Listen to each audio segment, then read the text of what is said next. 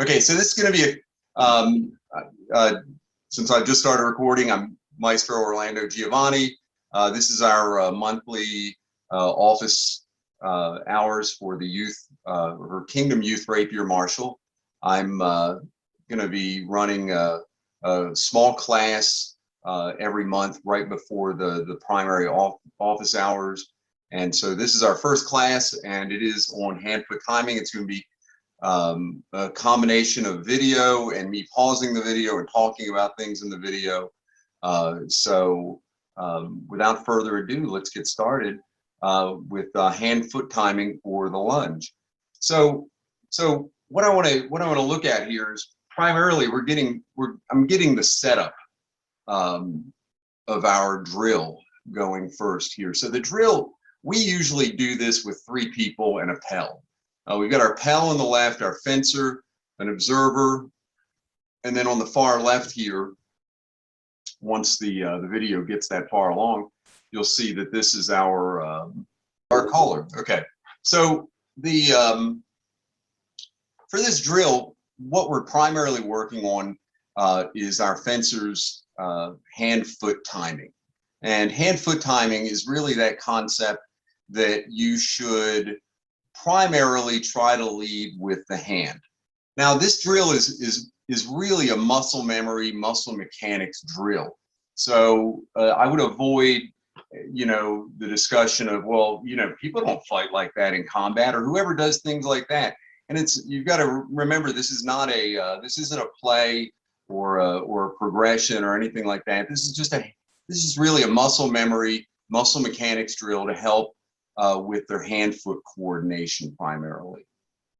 So what we're going to set it up is we'll have our Pell, and I don't have a good picture of the Pell right here, but there are several targets on the Pell, and our caller is going to call out different targets on the Pell. And our observer is going to tell our fencer whether or not their hand-foot timing is proper. And there's more video to come where I discuss that more. So we're going to start off as we go into the drill. Let's move it forward here a bit. There we go.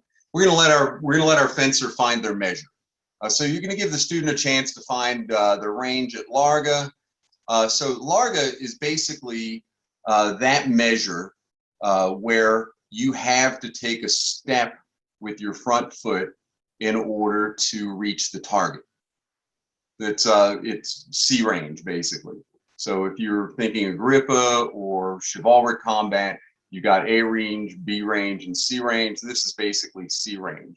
You have to take a step with that front foot to get the target. So we're gonna let Catherine acquire a good lunging range. So she has, and so now we're gonna begin calling targets and correcting the fencer as we call targets. So our caller is calling targets and she's aiming at them. So here's our first one that I want to talk about. So this was actually a very good shot that Catherine got. Nice rising staccato there. That's in third guard, palm inside. And you can see that her lunge is pretty good. Her front foot's maybe a little canted, but she's been working on voids. I can't remember this day, she may have been trying to throw a slight void to the inside there. But as you see, what happened here was that the foot and the tip struck at the same time. This is the primary goal of this drill. Now, we're not saying that every time somebody strikes another person in combat that your foot and your tip are going to strike at the same time. What we're saying is, for the purposes of this drill and for perfecting your hand and foot timing and coordination, we want to try and mindfully keep your hand and your foot, or your hand or your foot and your tip striking at the same time. And you can see on this one, this was a very good one, and I picked it for that because she basically strikes the Pell in the face, and her front toe lands at the same time. Move along here. Now on this next strike that I've got, and you'll see I've slowed it down a bit. Boom, right there. This is what the observer is looking for primarily. And you can see that look on my face. I'm like, oh no, you know, I got that unhappy look on my face. We're looking for that foot to land early. And there's a couple of big problems too with the foot landing early. It means that they led with the foot. So they're taking the fight to their opponent via the foot, not via the blade. And we want good fencers want to let the blade control the fight, and the foot backs them up. And sometimes a good phrase or catchphrase that I have them say in their head or maybe even out loud is, "I'm going to get you, I'm going to help." And it's the hand moves as you say, "I'm going to get you," and then as you say, "I'm going to help," the foot now moves. And it's ever so slightly different, or the timing is just milliseconds that we're talking about. But that small phrase in their head helps them remember to use the hand first and then to follow it with the foot. But primarily as the observer, every time you see something like this happen, you're going to call early. Now, you might ask, okay, well, what does that do? What if I say early? Well, what's the feedback I should give? So primarily the feedback you should give them when their foot falls early is that they're going to need to step their foot out further. They could be too far away too, which is another problem. But primarily, you want them to extend the lunge. Now you'll see on this next shot, Catherine extends the foot out even further, and we can tell that it's out there really nice and far. She's got a nice little drop on her back foot here. The knee is slightly past the heel, but of course not over the toe. A good lunge, the knee falls somewhere in between the toe and the heel. And of course, the tip struck the lapel at the same time that her foot strikes the ground.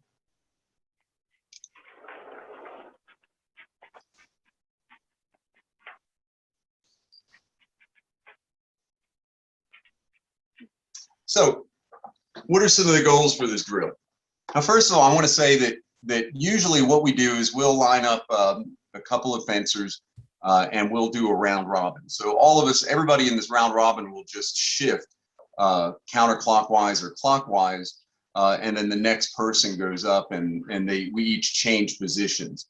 Depending on the age of your kids, you know, they may or may not be able to act as a caller. Of course, Catherine, she's 18 now. She can very easily act as in any of these positions and has since she was 16. But we usually do about 5 strikes on the right hand, and then we'll do 5 strikes on the left hand. And then we'll do the same hand-foot timing, and we'll throw in some sloping voids, or we may throw a something in front of the pell that we call our opposition board, to allow them to slope left and right around the board. And we look for the same hand-foot timing even when they're sloping. And this causes them to have to get that foot out even further. Because the biggest thing we don't want them to do is we don't want them to stomp the foot, which is where they lift the foot really high in the air and then stomp it down in order to slow that step down. We want them to do a clean, smooth lunge, and for that foot to land because they got it out far enough, not because they slowed it down so that it was slower than their blade. So some of the goals for this drill: improved hand-foot coordination. For kids that you notice are having a real problem getting that lunge out there and really working the hand and the foot at the same time, this can be a massive wake-up call for them to drill this a couple of times. You know, I would say once a week. It'll increase their awareness of measure. The great thing about this is it forces them to find Larga or that C range right from the get-go. And so you're giving them some agency with that, and you're also making it their job to find their right range. And you can walk them through finding that range at the same time while they're doing that, to give them some pointers. It's a good chance to improve their lunging form. Like I said, look for where their knee is landing. Is it landing between their toe and their heel and not in front of their toe? Are they pointing the toe towards the target? You don't want to lean your toe left or right. It's going to be bad for your lower leg muscles. And then finally, it teaches them to lead with the hand. Let the hand decide where the target is, and then the foot helps. The foot comes along to help the hand, not the foot and then the hand. Okay, so that was hand-foot timing. I've got one more class after this. It's probably shorter, but are there any questions on hand-foot timing or anything anybody wants to see off of the video again? No, I'm good. Okay. Okay, perfect. Okay, so let me share my screen now, and I'm gonna go over a video of drill. I don't have any fancy overlays and stuff on this video, but what this is Catherine and her friend Samuel, and one of the skills along with hand-foot timing that's very important to train on is find the blade. Find the blade is really that skill where you are parrying or stringering, and you have to find your opponent's blade in such a way that you take mechanical advantage of it. And so one of the early drills that we like to throw out there is what I call a flow drill. And this sort of forces them to find the blade with their, let me see this one, I'm going to start playing it right now. Okay, so this forces them to find the blade with their offhand right here. So you'll notice as they're going through the drill here, let me turn the volume off on that. There we go. So you'll notice as they go through the drill here, they are over and over again just finding that blade at about the mezzo, or that's just Italian for middle of the blade. So mezzo is Italian for middle. And so they're finding the blade at the middle as they come out. And it's a great way to train them to just go back and forth. And the idea to this is just to keep going at it over and over again. If somebody messes up, they're going, you'll notice they're shooting for shoulder, shoulder, hip, hip is the cycle that they're going. So let me slow that down just a bit. Like, here we go. Would this be something that Scott and Jonathan could do together? Yes. Yeah. So see how here Catherine goes for Sam's hip, and Sam just parries it away with his hand. And now Sam is going to go through for Catherine's hip. She's going to parry the same way. Her parry's a little smoother. She did miss it a bit there. And then she's going to go towards his shoulder, and he's going to find the blade just above the mezzo and parry it away. And then now he's going to return the same way.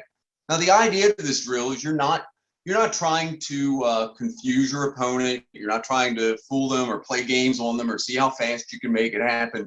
You really want to find each other's happy space, or what we call the flow. Get into a flow where you're both trying to make sure that the drill continues over and over and over again. Hip, hip, shoulder, shoulder, hip, hip, shoulder, shoulder, constantly finding those lines that you're going to oppose. And yeah, this is definitely something that Jonathan and Scott could do together easily. And even if they don't have swords yet, they could do this with dowel rods, and they would get the same benefit out of it. But this is find the blade. This is teaching them to find at a very basic foundational level to find that blade with their offhand. And you can take it to the next level and add a dagger to that offhand, and then you're working on dagger offhand parries. Okay, so the next video that I've got is another find the blade video. This one is, where is it at? Right here. Okay. Bring that out. Play. So here, Sam is actually the student, and Catherine with her nice little outside line, outside void there, is the master in this case. And she's feeding him shots down his inside line, and then returning, and then feeding another strike down his outside line. As she comes down his inside line, you'll see that his palm goes up and he comes in and guards in fourth. And he finds that sweet spot just above her mezzo with his forte. You can see that nice little cross right there where I paused it, right?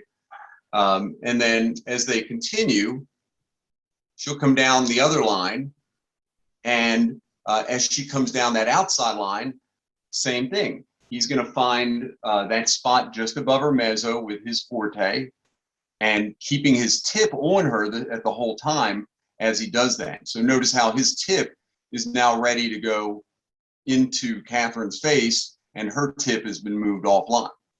So this is a great drill for working on gaining the line and finding the blade.